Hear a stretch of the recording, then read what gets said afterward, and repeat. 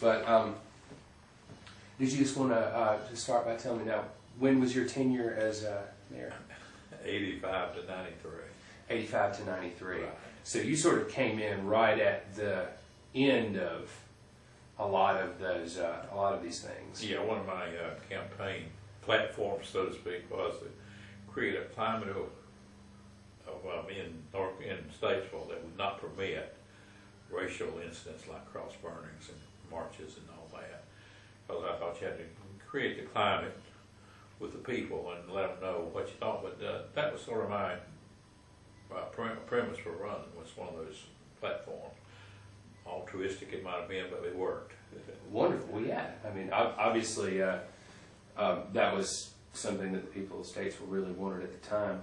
I know that talking to Woody Woodard, on the phone, he mentioned that one of the things that they were trying to work on in terms of local government with the NAACP at that time was trying to change the voting and get district voting. Yeah, get district voting, right. Tell me a little bit about that.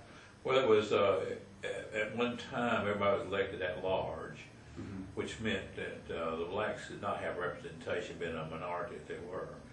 And so there were 2 districts carved out that were minority. I mean, the majority was minority. That's sort of double talk, isn't it? And Pete Peterson was the first, who was an elementary school principal, the first black elected representative in our Statesville. Fantastic. And what years did that occur? Pete was on the board when I came on, and he must have been come on about 83. 83. So, do you think did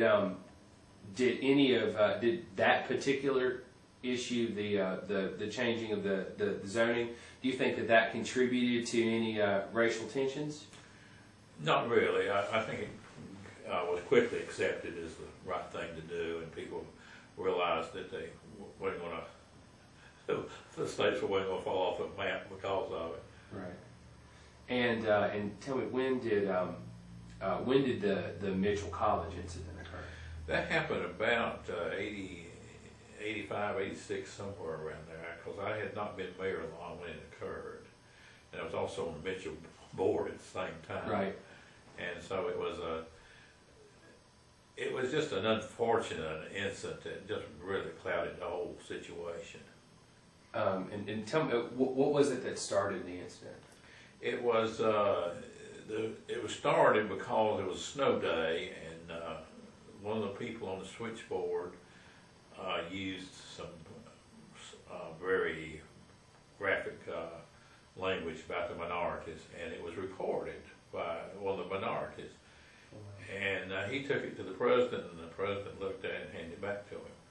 Well, they were just incensed that nothing was going to be done about these people that had talked with such a racial epithets, and slurs. So that just started rousing it up, and then people started, and I don't know who, and we never knew who did this, but they started leaving letters, hate letters, in these the black employees' places of business. It was got to be right testy. Let's see if I have that one. I brought some of them with me.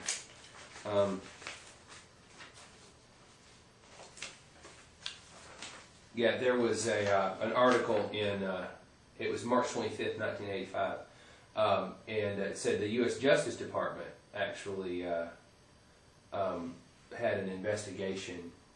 They did, and never did come forth with any who was the perpetuator of the crimes. And yeah, because there was some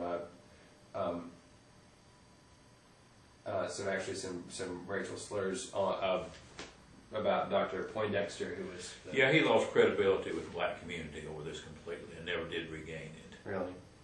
Sadly, because he was a gentleman. He was he just was a victim of what.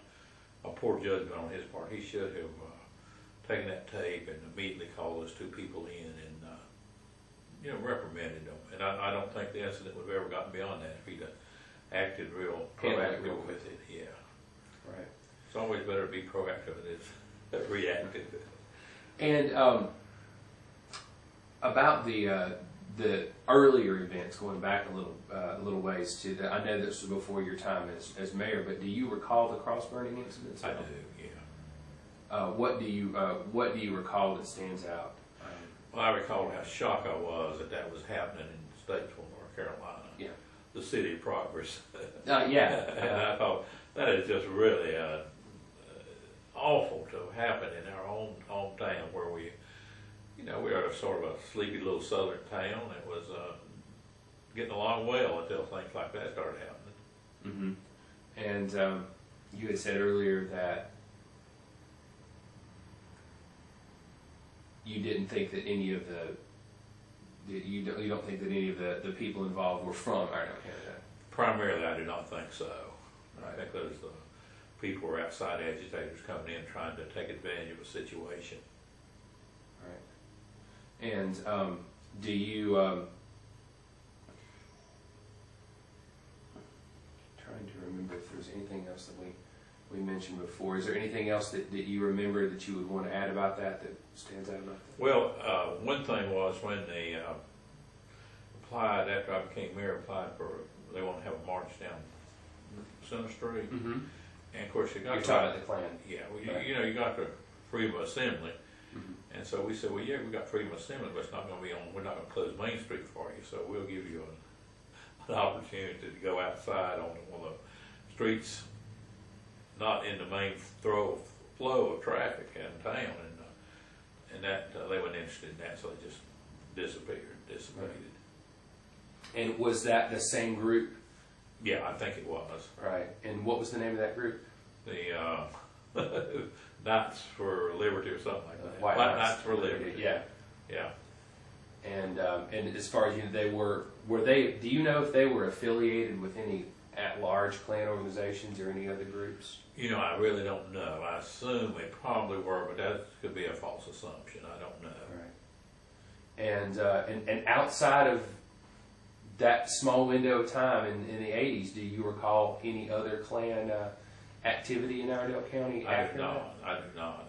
It went away after that. After the cross burnings and then the episode with Mitchell Community College, and we, as mayor at that time, I called together the leadership of the black community. We met, and to let them know that Mitchell College was an open door admission college. Nobody would be denied, everybody get their rights, and we were working to try to improve the number of minorities employed with the college so it'd be more reflective of the population.